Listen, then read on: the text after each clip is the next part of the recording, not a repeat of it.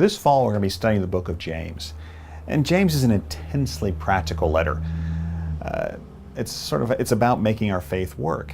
What does this practically look like in our lives? And a lot of people don't like the book of James for that reason. Martin Luther couldn't stand it because he thought it seemed like we're saved by our works rather than by grace or by faith. But that's not James at all. James was simply very concerned that our lives were consistent with what we said we believed.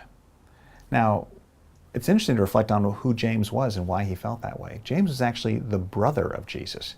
You can see in the book of Matthew at the very end of chapter 13, for instance, that as they're asking, who is this guy, Jesus, with all his wisdom and miraculous powers? Isn't this the carpenter's son? Isn't his mother's name Mary? Aren't his brothers James, Joseph, and Simon, and Judas? And aren't all his sisters with us? It's interesting to think that Jesus had at least 2 sisters, because there was a plural, and at least 4 brothers. Pretty big family. And look at their biblical names, Judas, Simon, and Joseph, and even the name Jesus is Joshua. James actually is better translated Jacob as well. But now, even though he had these brothers, you'd think they were the first followers, getting behind Jesus and promoting him, but it was actually quite the opposite. They were quite cynical. And it sounds almost like the way David's brothers were not believing in him, or Joseph's brother kind of mocked him. This is what his brothers were like. In John 7, when Jesus doesn't want to go to Jerusalem at the Feast of Tabernacles, they're going, if you want to be a public figure, you should be doing that. Shouldn't you show yourself to the world? And it says, for even his own brothers did not believe in him. Which is a pretty incredible thing to think they were so close to him, yet cynical about him and imputing his motives. You might say, how did James go from that guy to a guy who wrote a letter in the Bible?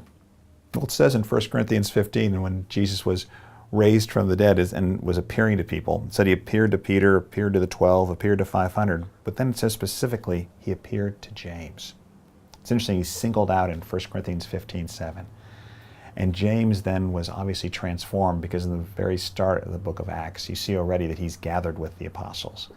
And by Acts 12 and 15, you can tell that he's actually one of the leaders, and if not the leader. In fact, historically, he became known as James the Just, who was the leader of the church in Jerusalem, and arguably, as it says, I think in, Clement of Rome, a leader of all assemblies everywhere. In many ways, he could be arguably called the first great pope. And he eventually was martyred. And I think this was before his martyrdom, but he said when he was having persecuted, in the book of Eusebius, it says, James said, with a loud voice and with more courage than they had expected when he's surrounded by this mob, he confessed before all the people that our Lord and Savior, Jesus Christ, is the Son of God. Which is an amazing thing to think this is his own brother who he lived with. He's now confessing as Lord and as Savior and as the Son of God, God himself.